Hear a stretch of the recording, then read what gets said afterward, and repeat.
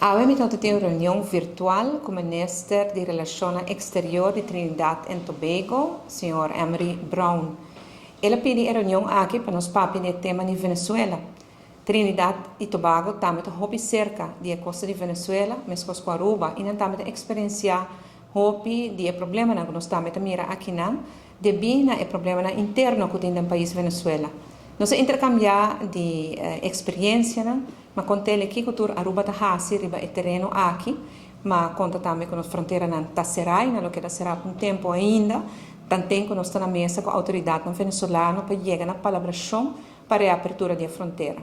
Nós não assinalamos ainda, porque de parte de Venezuela não está cumprindo que a colaboração que nós fazemos, nós não sabemos para bem, para nós prosseguir papi, para nós chegar. Se de abrir a fronteira, nós pensamos não abrir a fronteira marítima, para mim, pode condicionar hobby estricto e colaboração hobby estricto, mas para isso nós estamos na mesa.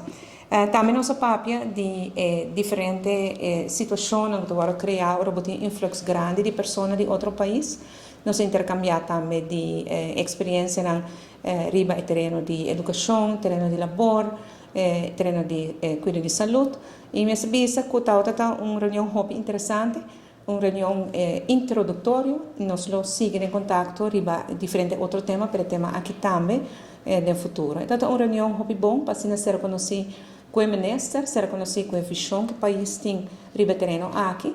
E para mim, aqui na Aruba, nós vamos confrontar o mesmo tipo de problema com a isla mais grande que nós, mais estável que nós, com outra fonte de entrada também. Mas hora de tratar tema assim delicado, nós por papi com outro e chega na melhor solução para o povo de Aruba e de Trinidad e Tobago.